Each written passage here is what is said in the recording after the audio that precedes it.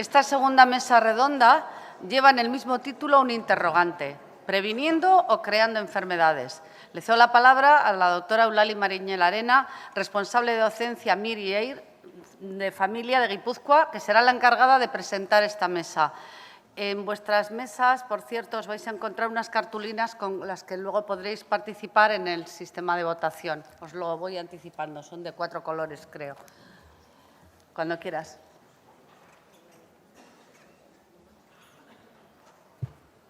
Bueno, kaixo egunon guztiei, eskerrik asko, etortzeagatik, eskerrik asko ere antolatzailei. Esango nuke zainbeste gu hemen gonbidatuak izateagatik, baizik eta gai honi buruz aukera emateagatik hausnarketa bat egitea. Bueno, ez dute zer gehiago esango, zeren orain Laurak aipatuko dizue pixka bat nola iritsi gean hausnarketa honetara, ez gea espertoak, gu azkenian gure eguneroko jardueran jarraitzen dugu zue bezala, eta pixka bat berak kontatuko dizue nondik datorren egindako hausnarketa hau gaur hemen zuekin konpartitu behar duguna. Eskerrik asko.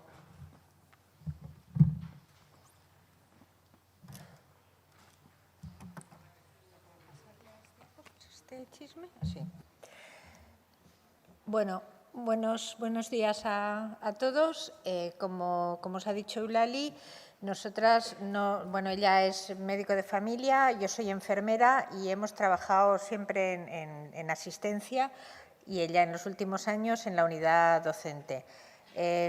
También hemos participado, colaboramos con un grupo de práctica basada en la evidencia hace bastantes años y hemos participado en la elaboración de guías de práctica clínica y cosas así, pero vamos, todo cosas muy relacionadas con nuestro quehacer diario y muy poco teóricas, no nos dedicamos habitualmente a filosofar sobre… O sea, este tema, digamos, más bien tropezamos con él, nos lo encontramos, que seamos expertas en él.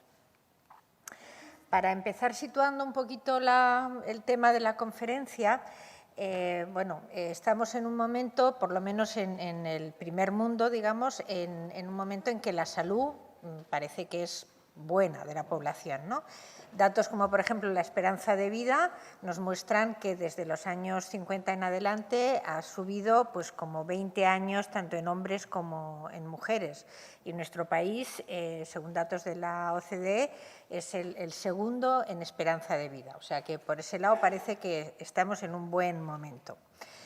Las cosas que han contribuido, los factores que han contribuido a este aumento de la esperanza de vida han sido múltiples, ¿no? Desde económicos, de mejoras en la alimentación de la población, pero por supuesto también el campo sanitario ha tenido ahí algo que ver, ¿no? También los avances médicos han supuesto un paso importante.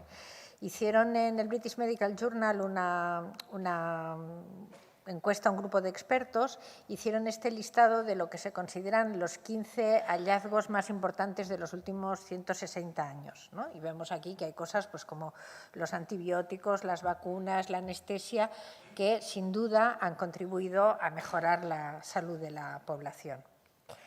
Pero, sin embargo, a pesar de todo esto, que parece que estamos en el mejor momento respecto a la salud de nuestra población, nos encontramos con una paradoja, ¿no? La sociedad se siente cada vez más enferma, incluso esta búsqueda permanente de la salud se ha convertido ya en un patógeno.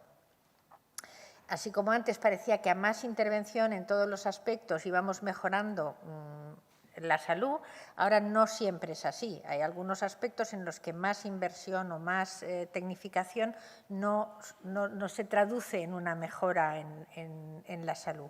Y además nos encontramos con un sistema sanitario que está saturado y que debe enfrentarse a retos pues, como son la cronicidad, como son las crisis sanitarias o enfermedades infecciosas que reaparecen o de nueva aparición. Con respecto a nuestro país, lo que decíamos es que efectivamente somos los segundos en esperanza de vida, pero no parece que nos sintamos tan satisfechos con nuestra salud, pues en frecuentación de consultas médicas estamos a la cabeza de los países europeos, estamos con los primeros, ¿no? O sea que muy bien no parece que nos sentimos. Si hablamos ya de por qué hemos hablado de medicalización en esta charla, podríamos empezar intentando definir el término de medicalización. Si buscamos en el diccionario ya nos pone directamente dar carácter médico a algo. Hay otra definición que dice, bueno, pues cuando un problema es definido en términos médicos, con un lenguaje médico, tal. Y una un poco más completa que diría que es el proceso de convertir situaciones que han sido siempre normales en cuadros patológicos y pretender resolver mediante la medicina situaciones que no son médicas. De alguna manera estamos como arrebatando a la población, al ciudadano, la capacidad de gestionar su propia salud y parece que la ponemos toda en manos de profesionales. Ivan Illich fue el primero en acuñar este término de medicalización o en hablar un poco sobre este tema y él la definía como la expansión de la autoridad médica en los dominios de la existencia cotidiana. Él empezó con este tema en el año 76, cuando publicó la Némesis Médica, pero en los últimos años hemos asistido a hay un montón de publicaciones, la aparición de un montón de publicaciones, tanto científicas como de divulgación, sobre este tema. Y nosotras en concreto, y el grupo un poco en el que trabajamos y en el que habitualmente buscábamos respuesta a cosas sobre cuidado de las úlceras o fármacos para la diabetes, de repente nos cayó este libro de los inventores de enfermedades y empezamos como a darle vueltas a este tema y a leer cosas sobre este asunto y a preocuparnos no solo de las preguntas concretas que nos hacíamos, sino fuimos como un paso atrás para tener una visión más de conjunto. Toda esta reflexión nos ha llevado a preguntarnos el porqué de varias cosas y vamos a intentar hoy exponeros aquí 3 axiomas que parecían intocables, pero que después de pensar un poco tienen bastantes matices a los que hay que aplicar la reflexión. Uno sería la definición de enfermedad, otro sería la prevención como una actividad incuestionable y la tercera sería la actividad sanitaria como una actividad necesariamente beneficiosa. Vamos a empezar con el qué es la enfermedad. Como dice Richard Smith, que era un redactor del British Medical Journal, el hecho de reflexionar sobre la enfermedad, sobre este tema que parece que forma parte de nuestro quehacer diario, pero el hecho de darle un par de vueltas a esta definición no va a tener ninguna consecuencia negativa y solo nos puede aportar beneficios. Vamos a empezar para ver un poco qué pensáis. No hay una respuesta correcta, esto no es un examen, ni siquiera es solo una forma. Hay 4 definiciones de salud aquí y os pediría que eligierais aquella con la que os sentís más identificados. Si es la 1, la cartulina roja. Si es la 2, la amarilla, en el orden del arco iris. La 3, la verde, la 4, la azul. A ver, ¿con cuál de estas definiciones os sentís más identificados? ¿Qué es la enfermedad? Los colores, el rojo, la 1, el amarillo, la 2, el verde, la 3, el azul, la 4.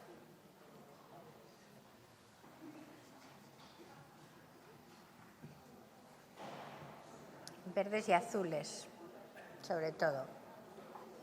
Vale.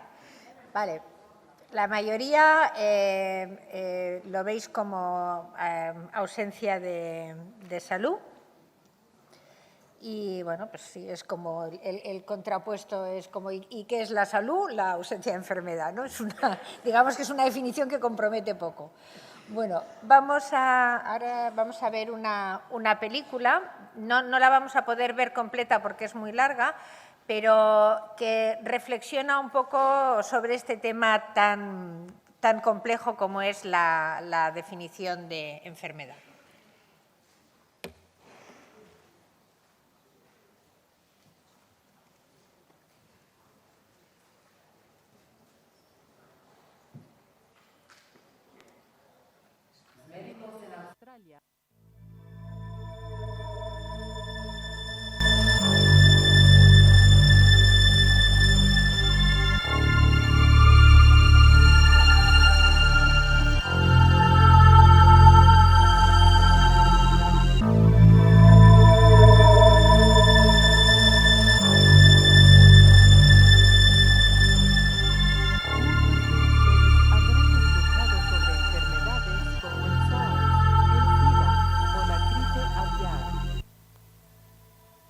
los médicos en Australia han identificado una nueva epidemia: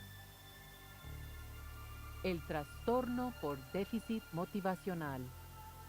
Things got so tough, I couldn't be bothered going to work anymore. Instead, I would just go to the beach and I would just lie there on the sand all day long.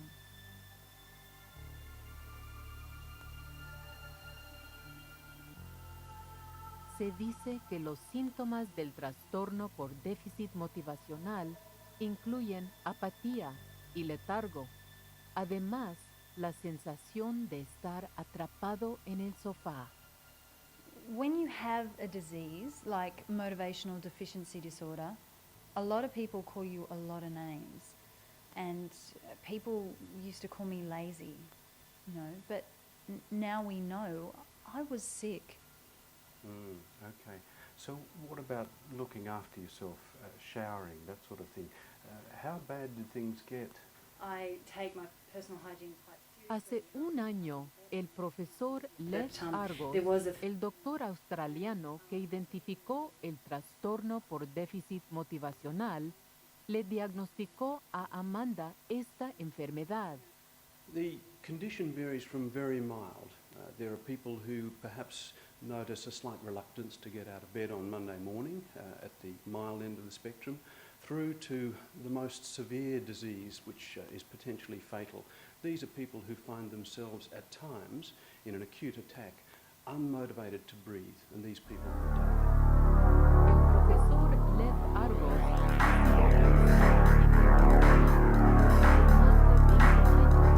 y ha hecho una carrera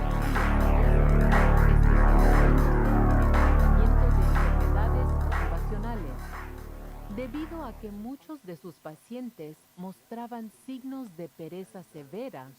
El profesor creyó que estos eran los síntomas de un trastorno genuino con una base genética. The problem in motivational deficiency is here in this subfrontal portion near the ventricles. La nueva enfermedad fue anunciada en el prestigioso Boletín Británico de Medicina, donde se afirmaba que afecta a 1 de cada 5 personas.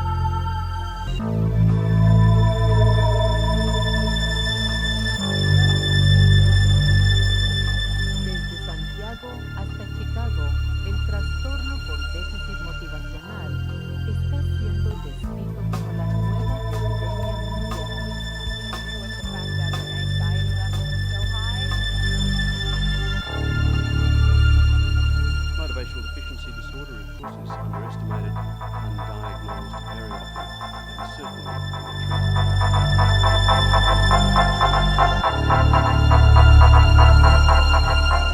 El año pasado, los neurólogos asistieron a una conferencia en Londres, Inglaterra, para conocer el desarrollo de un nuevo medicamento para tratar la enfermedad. We first looked at the koala and found that it was completely unresponsive to the agent which we had termed Indolabant, or now marketed as Strivor.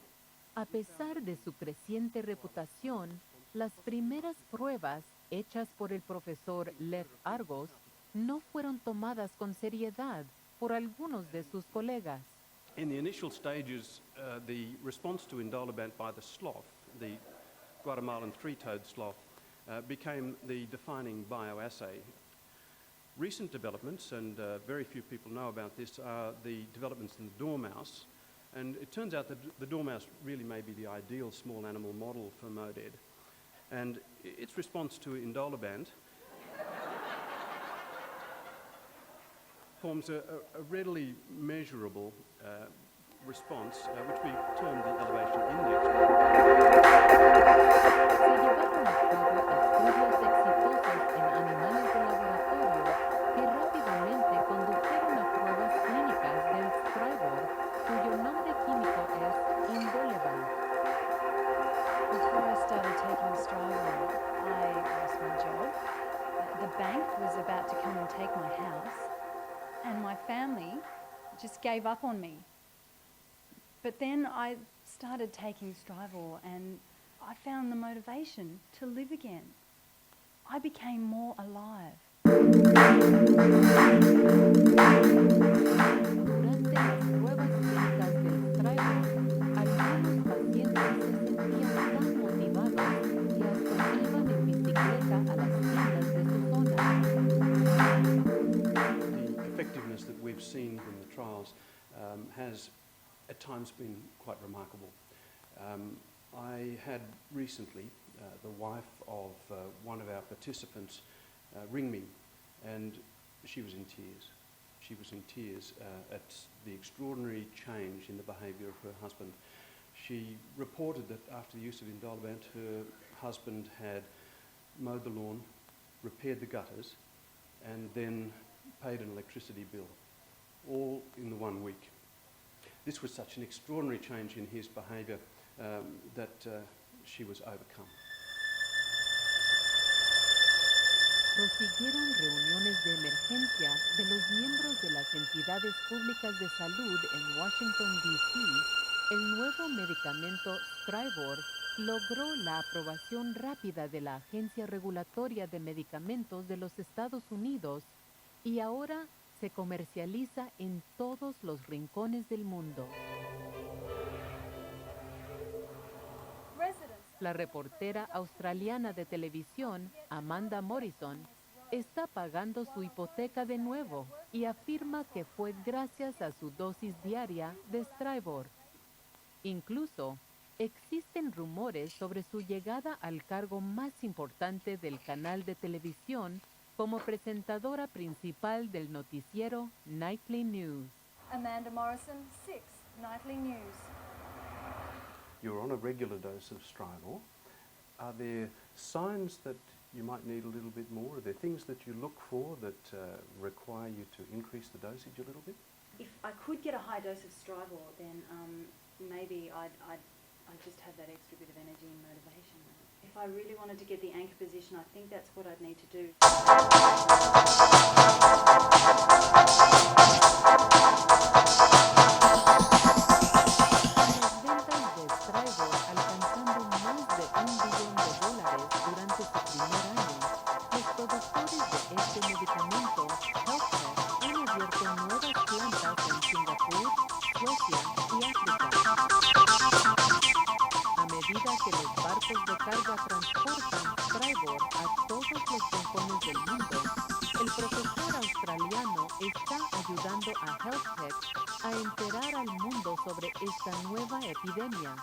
Desde Sydney hasta Estocolmo, la compañía farmacéutica está patrocinando eventos educativos para médicos. I have the great privilege of introducing you to Professor Lethargos, who actually discovered motivational deficiency disorder and then went on to create Strivor, which is going to help manage the condition. So I'd like you to welcome him. Thank you very much for the opportunity to come and speak to an independent group about this exciting new discovery. We think it's incredibly important to educate doctors about new and emerging products. Now, clearly these are very busy people, and we think it's really important to remove them from that office environment, get them together in a social format, and then actually deliver our key messages and educate them about our new products.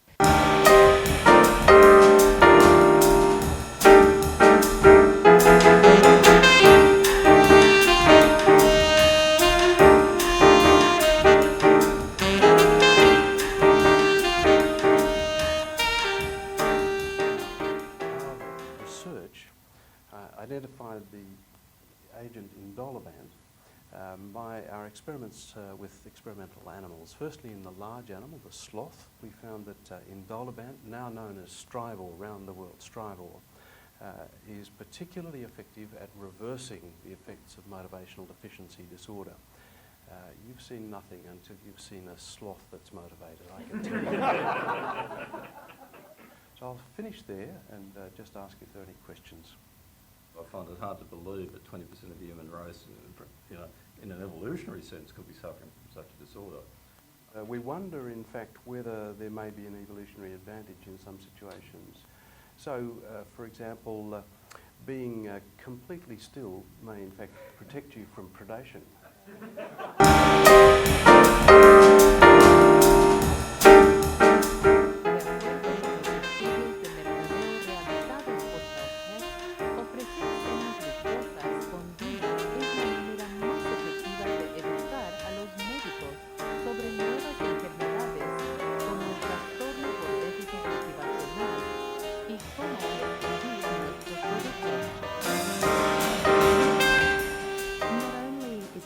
To educate doctors about the up-and-coming products, we believe it's incredibly important to educate patients, and not only educate them, but empower them in this process. Con un título en ciencias, Susan Salmore fue rápidamente contratada por HealthTech. Please take a seat. Empezó como representante de ventas y ahora es la gerente de ventas de Strivor para toda Australia y Asia. What we did with Strivor is we had a patient dinner. We gathered the unmotivated anonymous group where we educated them about the drug. Professor Argos was there. It was a terrific success. Our vision at Unmotivated Anonymous is to spread the word about revolutionary treatment for motivational neurosis.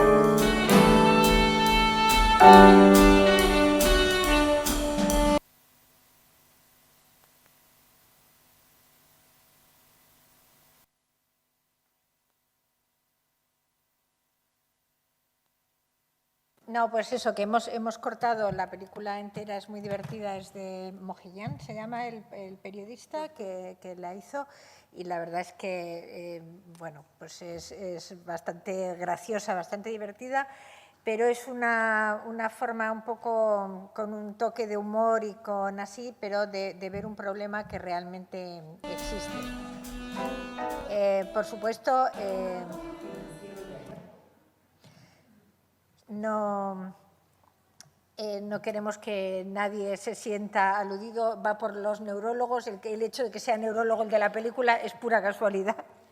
Y bueno, la verdad es que si pensamos un poco en esta forma de construir una enfermedad, pues al hilo de lo que hemos oído en la mesa anterior, igual podríamos sacar un fármaco para la corrupción y el anticorruptor, pues igual sería una cosa como para ir dando en el desayuno en más de un sitio, ¿no? Bueno, esta idea de que la enfermedad es algo que evoluciona y que tiene que ver con las culturas y con los momentos, pues tenemos ejemplos. Si miramos en el siglo XIX, por ejemplo, existía una enfermedad con su nombre y con su diagnóstico, que era la trapetomanía, y que consistía en que los esclavos tenían unos síntomas como de escaparse de las plantaciones, de romper las herramientas o incluso de no hacer su trabajo, ¿no? Entonces, esto todavía nos puede resultar como gracioso, como anecdótico, pero yo creo que ya mucho más cerca de nuestra vida laboral hay cosas como la homosexualidad, que hasta el año 73 la comunidad científica no dejó de ponerle la etiqueta de enfermedad, y la OMS hasta el año 90 la consideraba una enfermedad. O sea que no estamos tan lejos de ese tipo de cosas. ¿Qué es una enfermedad o qué no es una enfermedad, ¿no? Que antes, pues eso, realmente es una cosa con la que nos manejamos todos los días, pero que no nos es fácil de definir, y sin embargo, la mayoría de los que trabajamos en asistencia tenemos la sensación de que muchas veces viene gente a las consultas con problemas que para nosotros no son una enfermedad.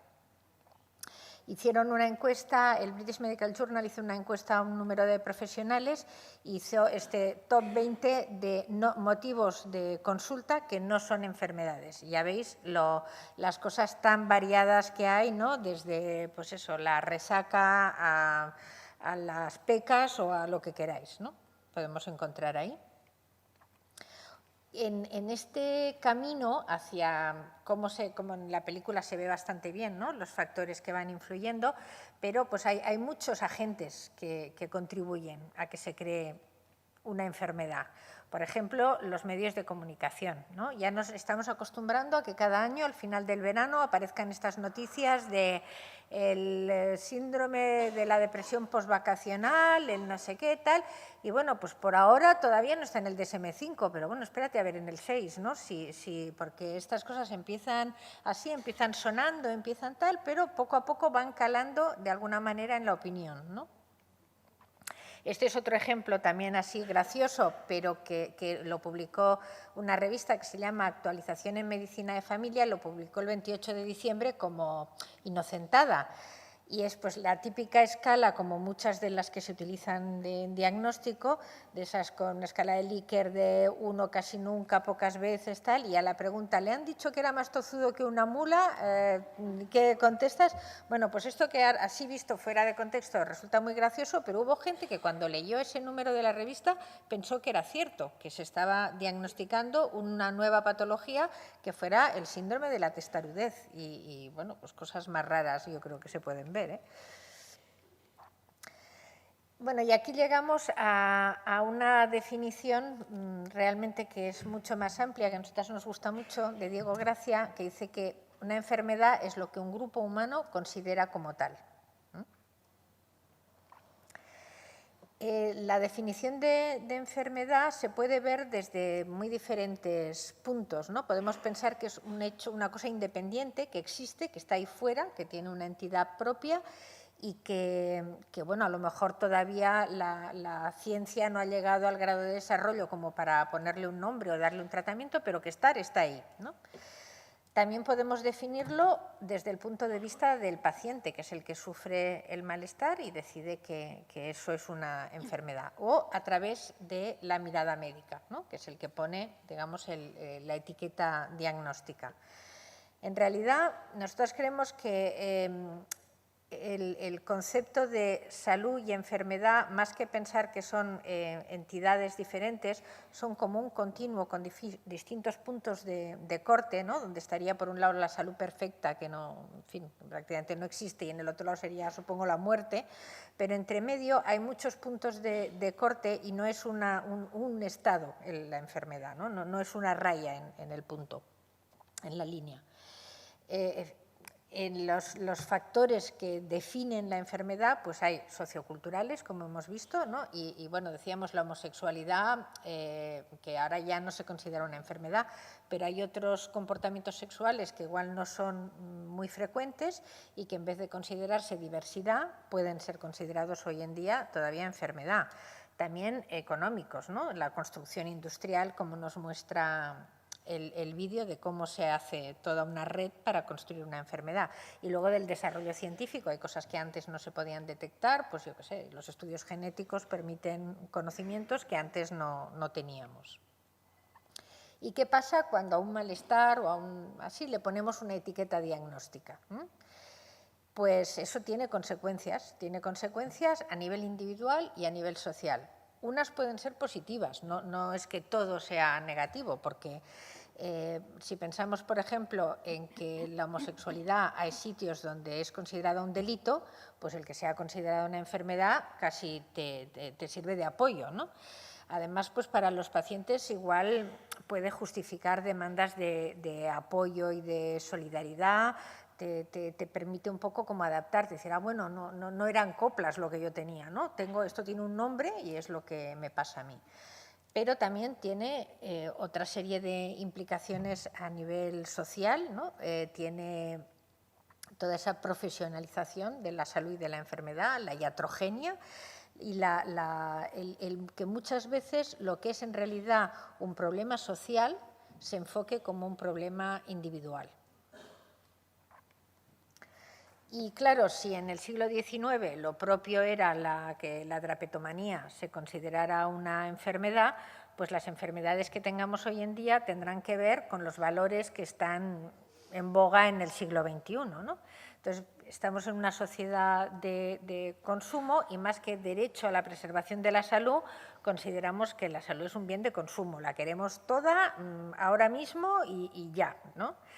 Además, la técnica como ha ido como mejorando los diagnósticos, los tratamientos, tal, pues parece que eso va a ser un avance imparable, que vamos a llegar realmente a la inmortalidad. Como dice esta frase de Ian Morrison, en Escocia, donde nací, la muerte era algo inminente, en Canadá, donde me formé, algo inevitable, y en California, donde vivo, algo optativo. Parece que estamos deseando o esperando que llegue ese momento en que la muerte sea algo optativo.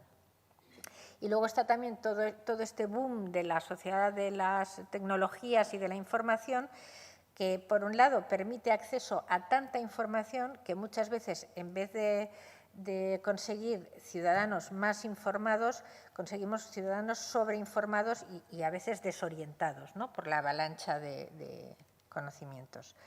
Todo esto lo que provoca es como una epidemia de enfermedades, que los mecanismos principales por los que se produce esta epidemia sería, primero, aumentar el umbral de percepción de los problemas y los síntomas, de forma que ampliamos mucho la preocupación por la salud.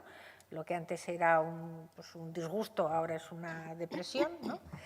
Disminuir los umbrales diagnósticos a través de consensos de expertos, que a veces puede ser, como digo, positivo, pero otras veces puede ser muy dudoso, ¿no?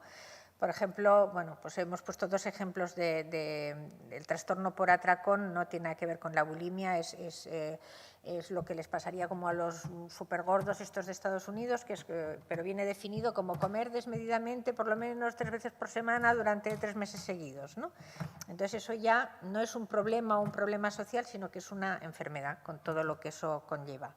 Y luego, cuando cambian los criterios diagnósticos, pues claro, si ayer para ser diabético era que tuvieras más de 140 de glucosa y hoy es 126, pues en un minuto que has cambiado la raya, ¡brum!, has convertido a un montón de sujetos que iban por la calle tan contentos en diabéticos, por lo tanto, en enfermos.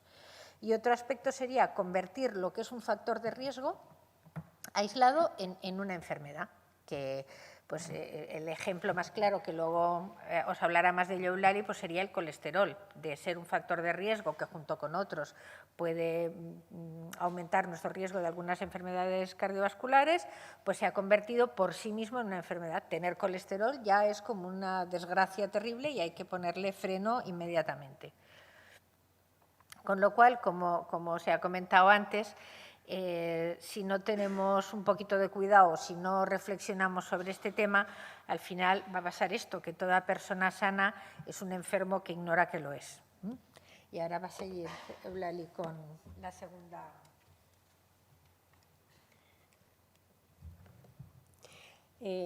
Bueno, entonces un poco retomando el último punto de mecanismos quizás para esto de la medicación, de la medicalización, para favorecer la medicalización, y hablando del factor de riesgo, os lanzamos también esta pregunta, ¿no?, sobre la prevención. Y igual que antes, no es que haya todas pueden ser verdaderas, pero ¿con cuál de estas apreciaciones estaríais de alguna manera más identificados? La 1 sería, es que creo que me han dicho que estaban los números mal.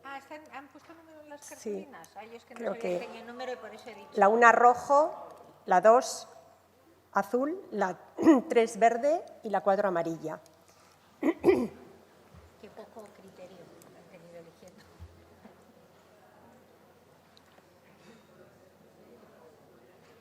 Vale, pues a esta pregunta a ver qué.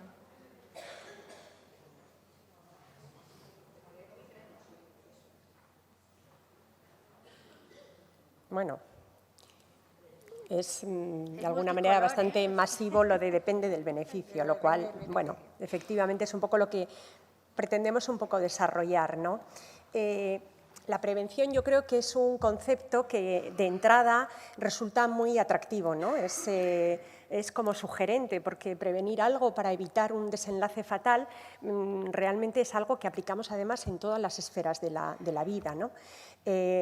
Entre los fines de la medicina también sabemos que está descrito, uno de los fines de la medicina es precisamente la prevención de la enfermedad, y desde luego dedicamos infinidad de recursos y tiempo a ello, ¿no? Si sumamos todo el tipo de actividades preventivas que desarrollamos, desde las actividades preventivas en prevención primaria, sin olvidarnos de las de secundaria y terciaria. Además, sabemos que muchas de las actividades preventivas han mostrado claramente sus beneficios, ¿no? Aquí relato algunas de ellas y, bueno, otras más que puede haber, lo cual, de alguna manera, bueno, pues da más pie a seguir fundamentando nuestra actuación en la prevención. Por centrarnos un poco en la prevención primaria y por ligarlo con el mecanismo que hemos avanzado como mecanismo para la medicalización, ¿no? La prevención primaria sabemos que son aquellas actividades dirigidas, dirigidas por el sistema sanitario a un individuo que en principio es sano y se siente sano, pero que tiene una serie de factores de riesgo que le colocan en una probabilidad mayor de tener una enfermedad en un futuro, ¿no? Por tanto, no nos olvidemos que van dirigidas a una persona sana y, por tanto, el principio ético de primum non nocere debería ser, si siempre lo debemos tener presente, parece que en este caso con mayor exquisitez, ¿no? Y además, a tenor un poco de los datos que conocemos sobre el consumo farmacéutico en muchos países, pero aquí en España, y el ranking de envases de fármacos que se prescriben, sabemos que el enfoque fundamental para este abordaje de los factores de riesgo es un enfoque farmacológico y que probablemente se está haciendo desplazar otro tipo de enfoques de cuya efectividad sabemos bastante, ¿no? Si vemos un poco el ranking de los envases, estaremos todos de acuerdo, los que estamos aquí y somos sanitarios y prescribimos, que las estatinas, los fármacos antirresortivos para evitar las fracturas y el famoso omeprazol para evitar las hemorragias, todos compartiremos que realmente son fármacos de uso, diría yo, casi masivo, ¿no? ¿Y qué es lo que hacemos, ¿no? cuando realmente utilizamos estos fármacos? Estamos realmente dirigiendo ese fármaco, muchas de las veces dirigiéndolo a un único factor de riesgo, llámese colesterol, llámese densidad mineral ósea, a un único factor de riesgo que es verdad que sabemos que aumenta la probabilidad de tener un evento, pero que ese factor de riesgo se conjuga conjuntamente con otra serie de factores y que delimitan de alguna manera o definen el perfil de riesgo de ese paciente. Nosotros, de alguna manera, lo dirigimos a un único factor de riesgo, por cierto, además sometido a una definición de objetivos a alcanzar cada vez más bajos, ¿no? Se reúnen una serie de profesionales, los expertos, y a través de consensos van definiendo unos objetivos cada vez más bajos. Y nos podríamos plantear, ¿y qué es lo que conseguimos, ¿no? Lo cierto es que en la Comunidad Autónoma Vasca, por ejemplo, el consumo, por centrarnos en el colesterol. ¿Y por qué elegimos el ejemplo del colesterol? Porque yo creo que todos compartimos que entre todos hemos conseguido transformar el colesterol en el enemigo número uno a batir. Yo creo que estamos todos de acuerdo. Y ahí estamos todo el sistema sanitario, y cuando digo todos, estamos prácticamente todos los especialistas metidos en ese fregado. Está la industria farmacéutica, como no, está la industria alimentaria, están los famosos que dicen estar preocupadísimos por el colesterol y nos invitan a tomar medidas para protegerlo, ¿no? Y entonces nos plantearíamos, ¿no? ¿Qué es lo que estamos haciendo cuando tratamos el colesterol y, sobre todo, si lo dirigimos a tratar niveles de colesterol, ¿no? Imaginemos que estamos poniendo una estatina, que es el fármaco que utilizamos para esto, y lo estamos dirigiendo a un colesterol que hemos encontrado en una persona que tiene un colesterol de 250, ¿no? Y decimos, qué barbaridad, y le vamos a poner la estatina. Supongamos que es una mujer y que es una mujer no fumadora, no diabética, que es hipertensa, es un perfil bastante habitual, que tiene pues, 65 años, 70 años, que podría de alguna manera pertenecer a esta... ¿Tengo aquí marcador? No. Bueno, al grupo de la izquierda, ¿no? Esta mujer, si encontrásemos 100 mujeres que responden más o menos a esas características, podríamos decir que esta mujer pertenece a una población que tiene una probabilidad de riesgo de tener dentro de 10 años algún evento de un 10%. Y decidimos, puesto que tiene 250 de colesterol, ponerle una estatina. Y decidimos ponerle la estatina a las 100 mujeres que tienen ese colesterol, ¿no? Y pasamos al recuadro de la derecha. Y lo que obtenemos es esta representación gráfica, que, ¿cómo podríamos leerla, no? Podríamos decir, tratando a 100 personas durante 10 años con una estatina, obtenemos 3 obtenemos una disminución de riesgo en 3 de ellas, es decir, 3 de ellas no tendrán un infarto. Pero también podemos leerlo de otra manera y podríamos decir la toma de la estatina tomada durante 10 años por parte de 100 personas no modificará el resultado en 97 pacientes, es decir, 97 pacientes seguirán teniendo el mismo riesgo, seguirá ocurriendo con ellos lo mismo que si no hubieran tomado la estatina. Además, podemos decir que tomando durante 10 años la estatina, 7 personas van a seguir teniendo el evento a pesar de estar tomando la estatina y que 90 personas, que serían todas las verdes, no lo van a tener, pero tampoco lo hubieran tenido si no hubieran tomado la estatina. ¿Y qué más podemos decir? Podemos decir que en este recuadro, para obtener un beneficio, es decir, que una persona se beneficie, debemos tratar a 33 personas durante 10 años con la estatina. O dicho de otra manera, debemos tratar a 330 personas durante un año para obtener un beneficio. O si lo hacemos a 5 años, 165 personas. Por tanto, este sería un poco el planteamiento, bueno, que si lo traducimos, sin embargo, si en lugar de tratar a María de 65 años, no fumadora, no diabética, hipertensa, tratamos a Julián, fumador, diabético, hipertenso y con un colesterol de 250, quizás pertenezca a este otro recuadro de arriba que tiene un mayor riesgo y en ese caso podríamos decir que, a diferencia de antes, hemos mejorado algo la eficacia, que debemos tratar a 20 personas durante 10 años o a 200 durante un año para obtener un beneficio. Por tanto, cuando ponemos un fármaco en este contexto, como puede ser una estatina, debemos entender que nuestros niveles de eficacia los debemos conceptuar a través de este indicador, que se le llama el NNT y que es el número necesario de pacientes a tratar para obtener un beneficio. Y además hemos visto que depende del riesgo basal que tenga esa persona, que si es una persona que a priori ya tiene mucho riesgo, el beneficio potencial poblacional, que no sabemos tampoco si va a ser el de esa persona en concreto, pero a priori tiene más probabilidades de beneficiarse que si su riesgo inicial es menor.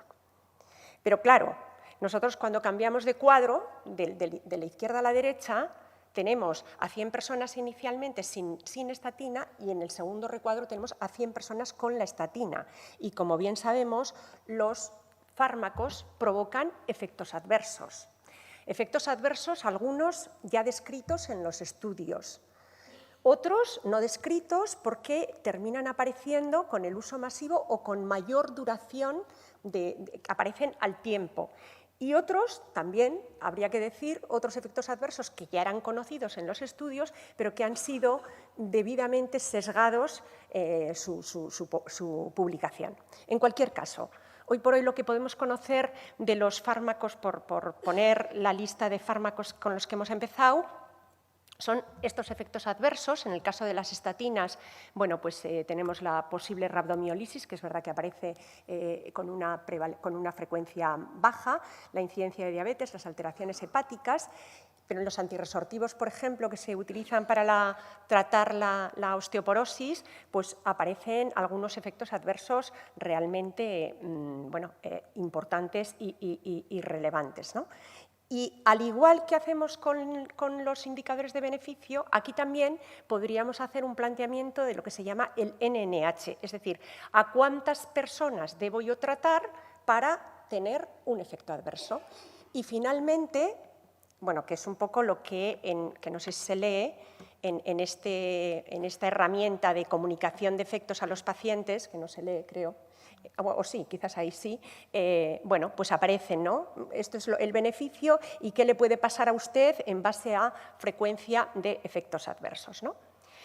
En resumen, que deberíamos de alguna manera siempre tener presente que lo que tenemos que tener en la cabeza es el balance beneficio-riesgo y que este balance beneficio-riesgo vendrá determinado, por un lado, por el tipo de beneficio que esperamos obtener, por el tipo de daño que podemos provocar y la magnitud de cada uno de ellos, expresada en número necesario a tratar para obtener un beneficio versus número necesario a tratar para obtener un daño.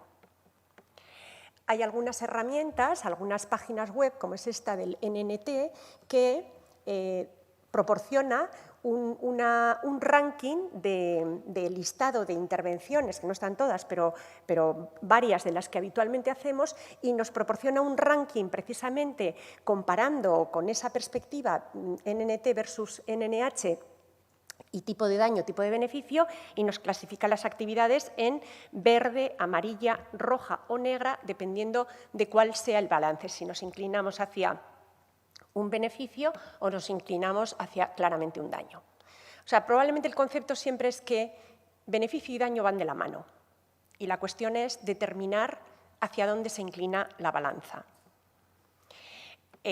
Recordar también cómo algunas actividades que hasta hace bien poco eran, bueno, en fin, era la panacea también de la prevención, que era la terapia hormonal sustitutiva, ha tenido que ser repensada en base al balance beneficio-riesgo que finalmente ha demostrado tener, ¿no? Por tanto, bueno, esto es algo que ocurre. Y dicho eso, el tercer axioma y la otra pregunta que os planteaba también es con cuál de estas apreciaciones respecto a la actividad sanitaria, la que desarrollamos, estaríais de alguna manera más en acuerdo, ¿no? Lo mismo, una roja, dos verde, tres, no sé cómo era, dos azul, tres verde, cuatro amarilla.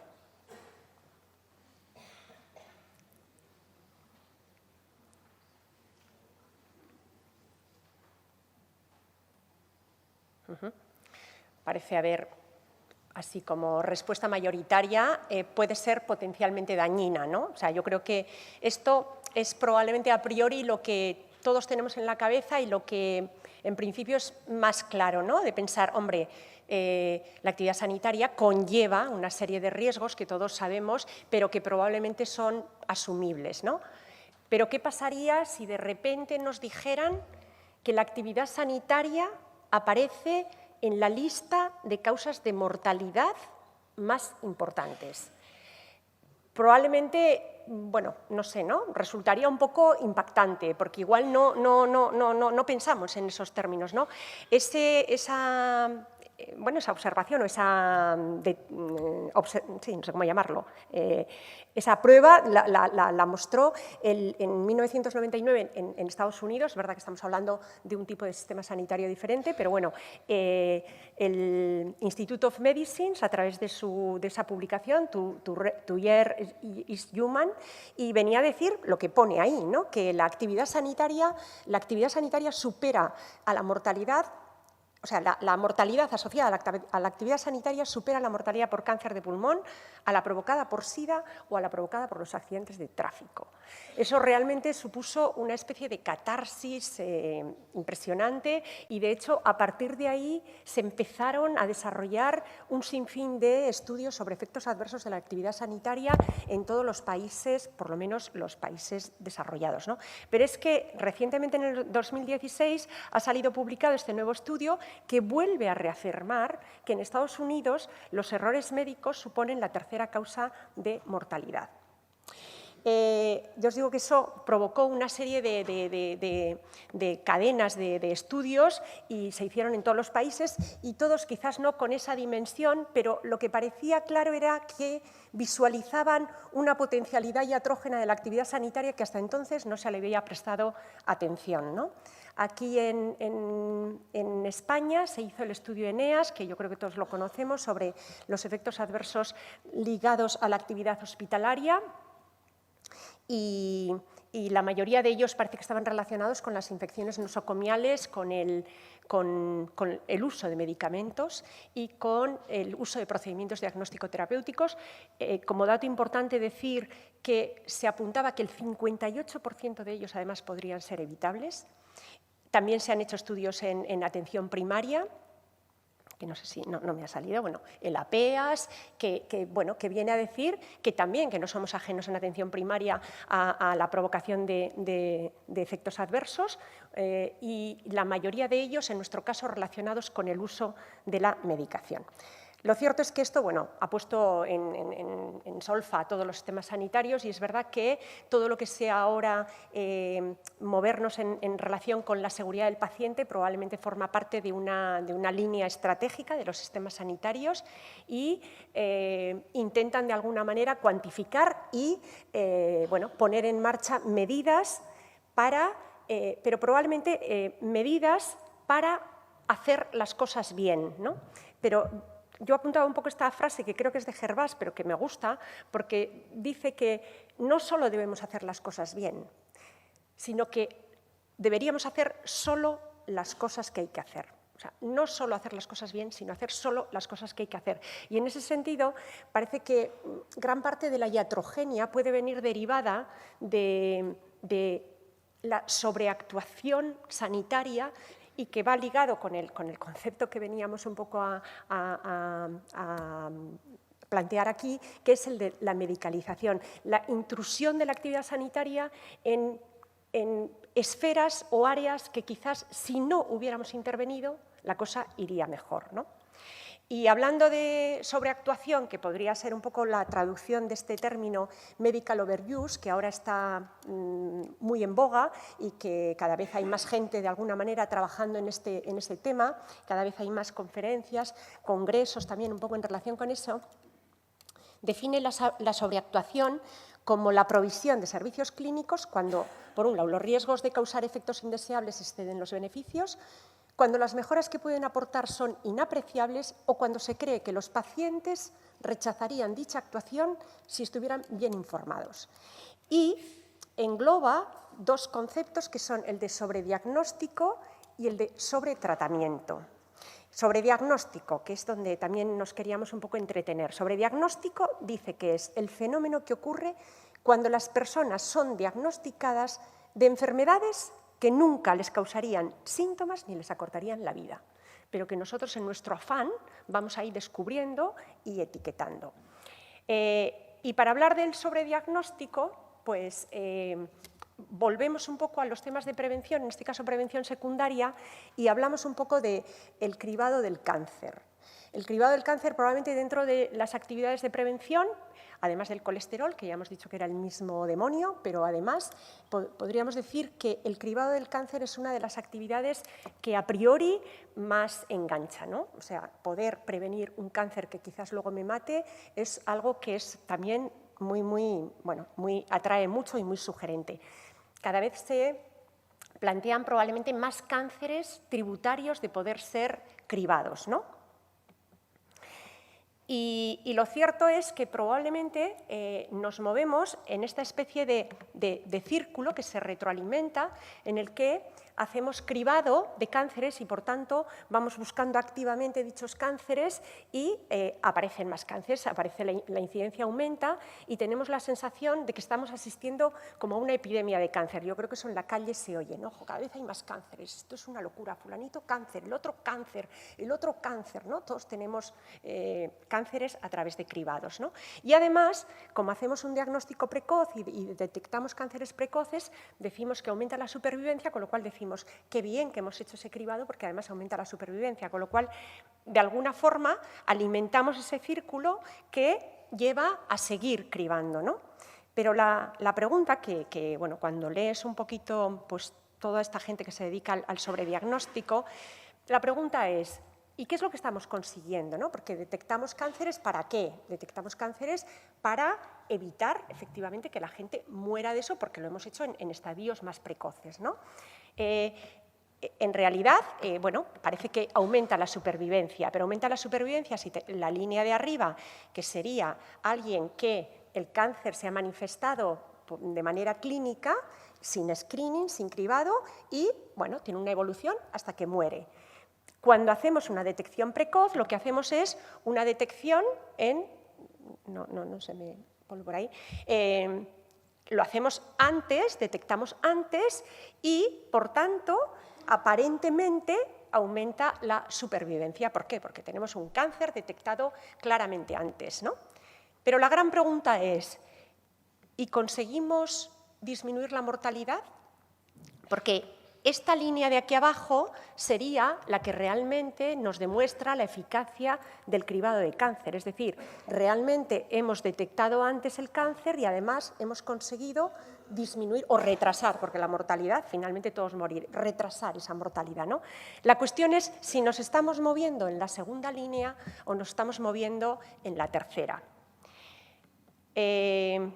Bueno, no está aquí, pensaba que estaba una diapositiva. Un internista de la Universidad de Dartmouth, que es un tal Welch y que ha escrito un libro sobre diagnóstico y ha hecho muchos estudios sobre el cáncer, termina diciendo que, bueno, que en algunos cánceres parece que efectivamente podemos conseguir disminución de la mortalidad, por lo menos la específica.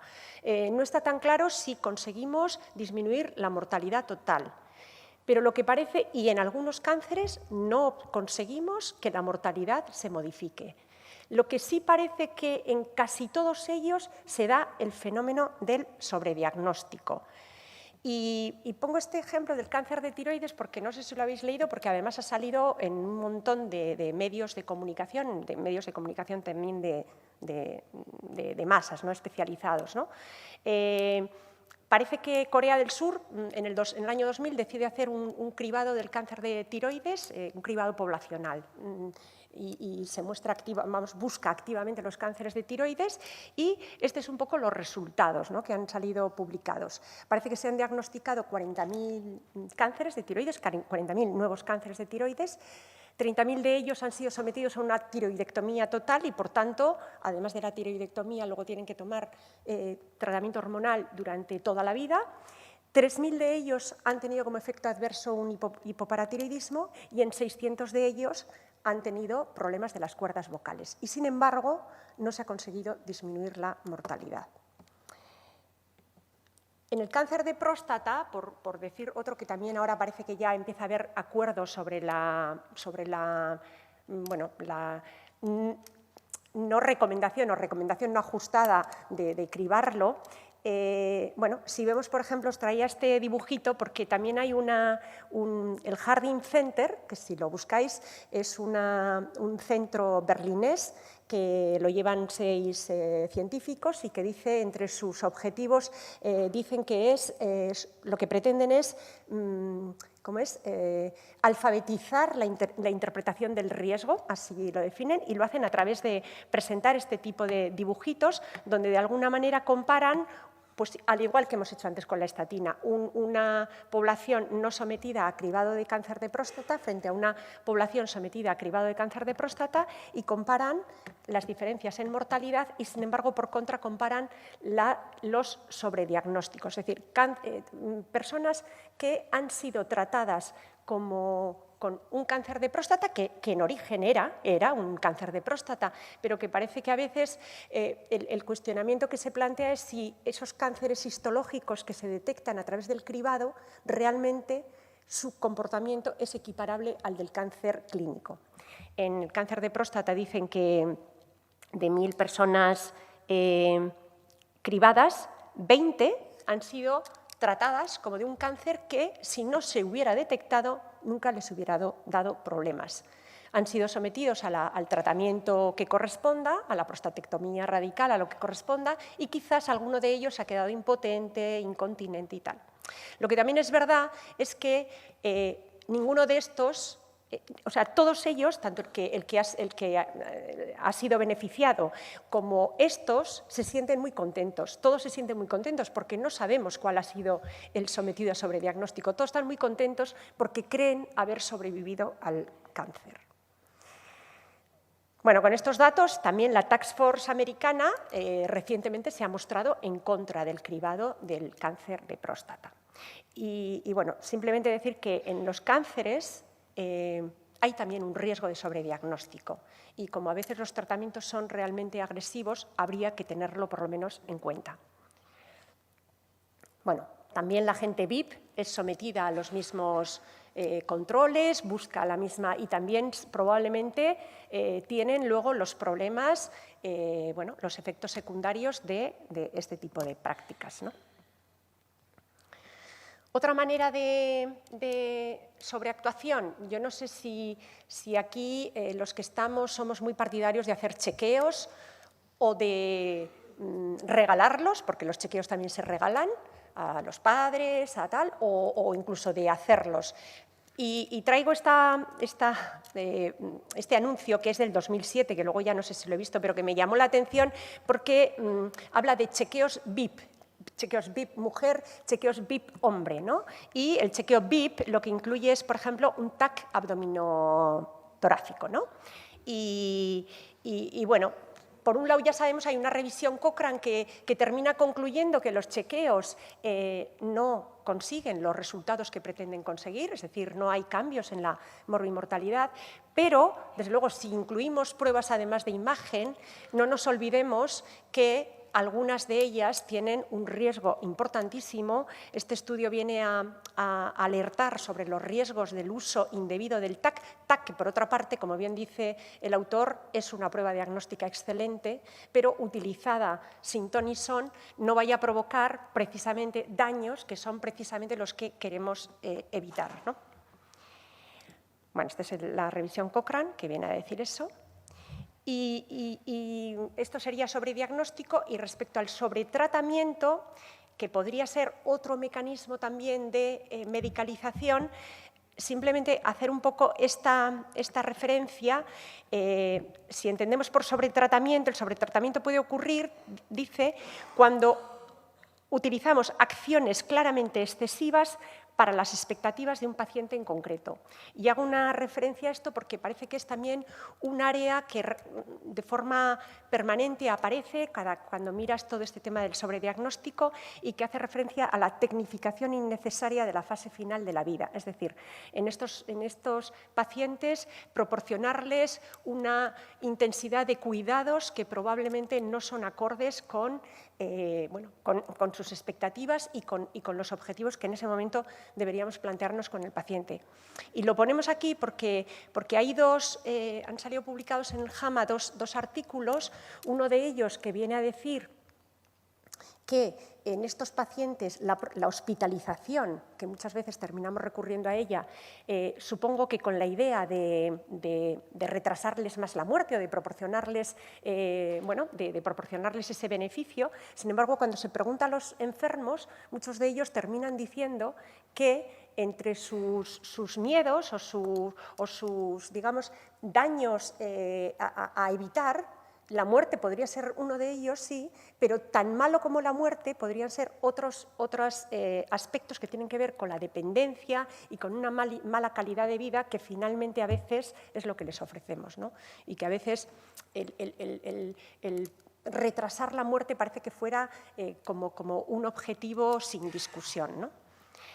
Y que la propia hospitalización conlleva niveles de discapacidad. Entonces, un poco con este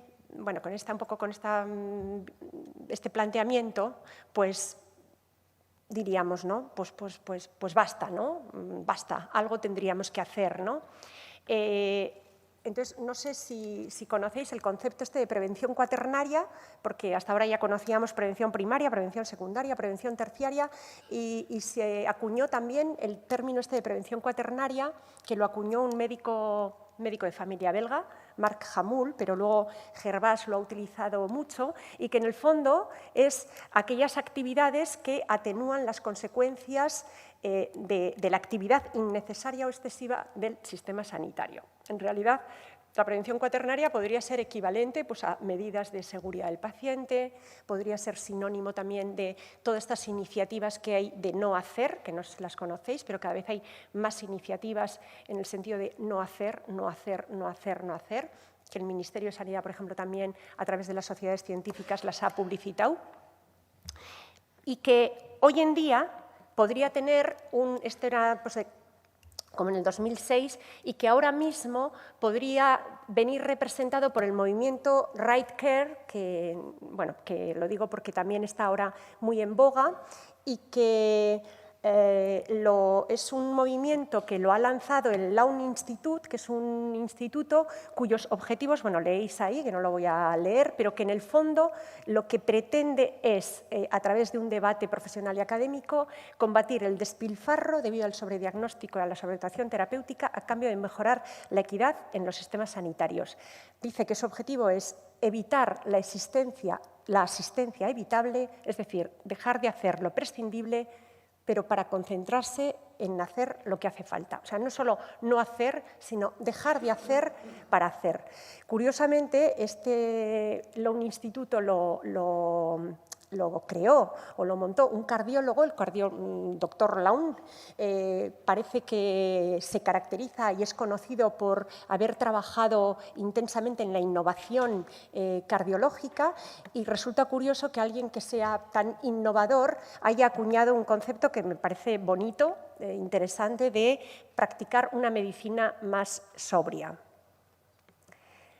Estos son los principios de este movimiento, el Right Care Alliance, que en el fondo es un poco lo que hemos estado un poco comentando. El uso exagerado de los servicios está muy extendido, puede provocar iatrogenia en los pacientes, además detrae recursos porque al final los recursos son los que son, y haciendo esto dejamos quizás de hacer otras cosas, y que en el fondo sería un poco el punto de partida con el que hemos empezado, ¿no? Decíamos que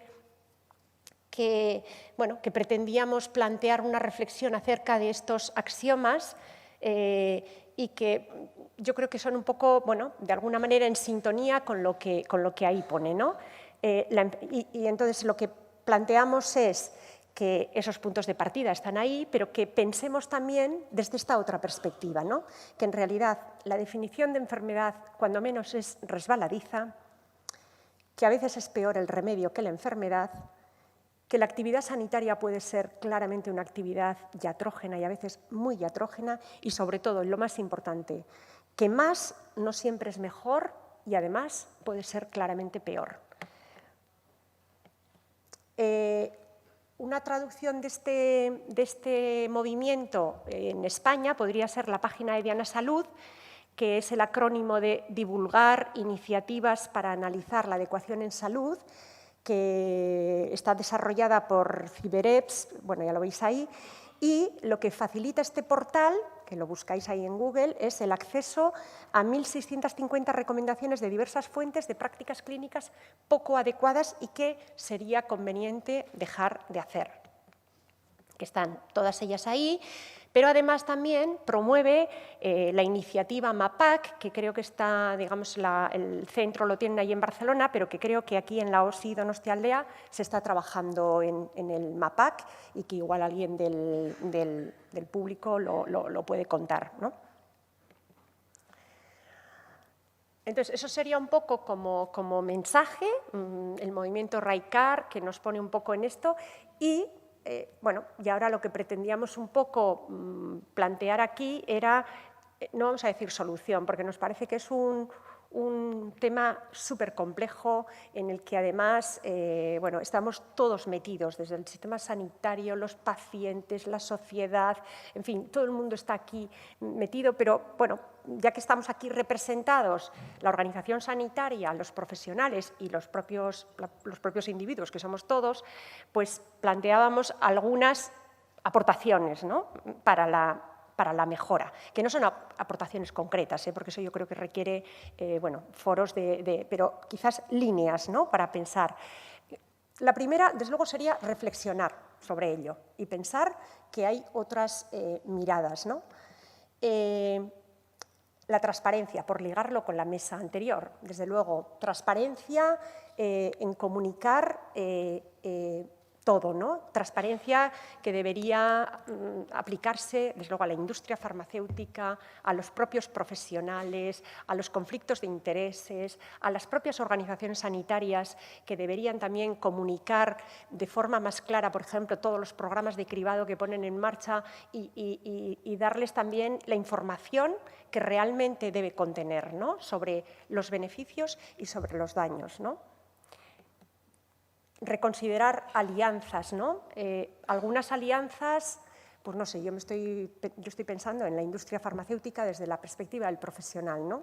Que quizás puede ser importante la transparencia, pero bueno, nosotros por lo menos pensamos que si es importante la transparencia, lo es mucho más la independencia. Buscar alianzas paciente-profesional, buscar alianzas con activos comunitarios y, desde luego, buscar alianzas entre los diferentes profesionales que trabajamos en esto. Y respecto a la organización sanitaria, cosas que se nos ocurren, que son todas muy discutibles, pero que, bueno, que se nos ocurrían, ¿no? Bueno, una, desde luego, puede ser propiciar foros de debate, como puede ser este, desde luego, y en otros formatos, y me parece que es un paso súper importante, ¿no? Difundir iniciativas de No Hacer o del movimiento RAICAR, y debería, de alguna manera, yo creo que llegar a todo el mundo, ¿no? Quizás redefinir indicadores en este sentido, ¿no? Indicadores que debieran ser dinámicos y que se debieran entender como sugerencias de buen hacer, no tanto como indicadores de obligado cumplimiento, porque quizás eso puede llegar a ser un poco perverso, ¿no? Y esto, que también es muy discutible, pero que nos parece que es así, nos parecía que aplicar el enfoque desmedicalizador debería pasar por dar el protagonismo al ámbito que de manera más efectiva puede llevar adelante este enfoque y que nos parece que es la atención primaria. Estoy diciendo el ámbito, no estoy diciendo la atención primaria que ahora representamos, porque yo creo que estamos todos, pero que el ámbito como tal, yo creo que es un sitio, para empezar, porque trabaja muy cerca del paciente, porque trabaja, porque bueno, se mueve en una prevalencia de enfermedades, trabaja fundamentalmente con sanos y no tanto con enfermos, porque sabe trabajar quizás o le toca trabajar de forma más la incertidumbre y porque puede de alguna manera bueno, aliarse mejor con los activos comunitarios, ¿no? Pero eso creemos que debería hacerlo, quizás en el ámbito de la atención primaria, no sé si esta o otra, refundada o reinventada, no sé, y que desde luego debería contar con más recursos.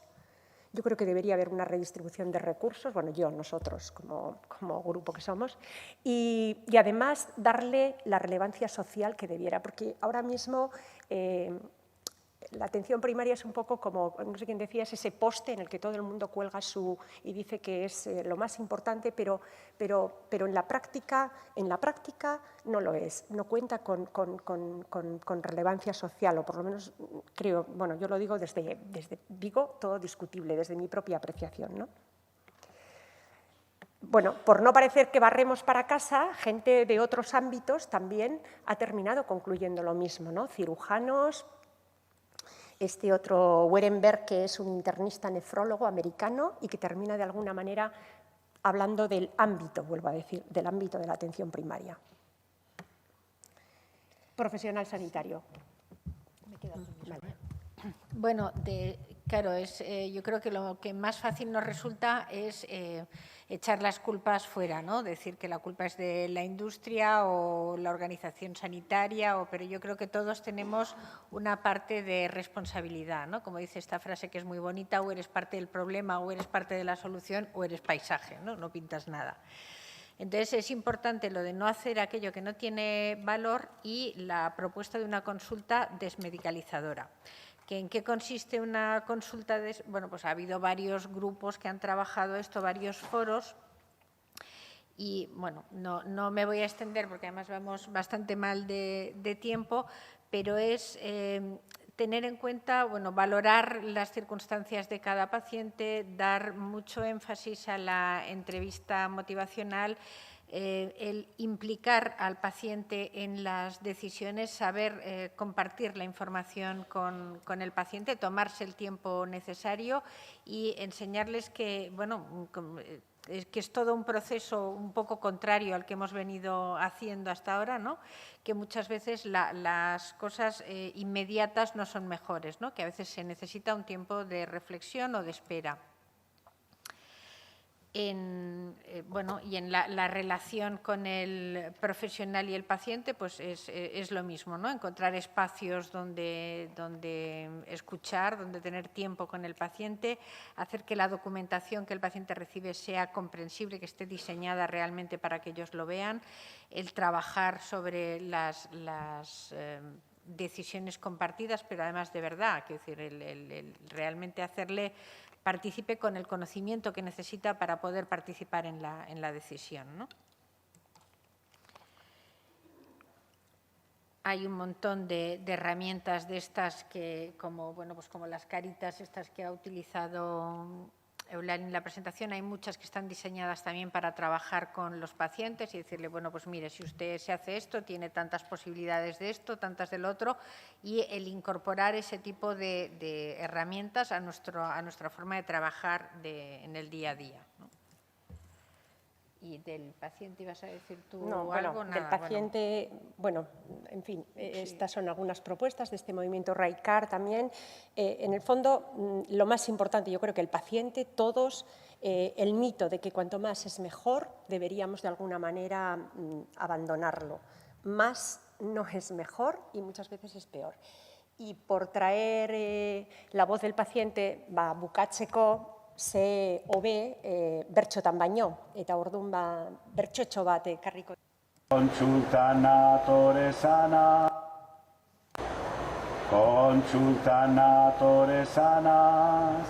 katarrotxo bat dudala, zure erantzuna urtetan, aurrera samar noala, baek eta ipatu duzu, hori omen da normala, prostatarentzat pesea, kolonoskopia zitala.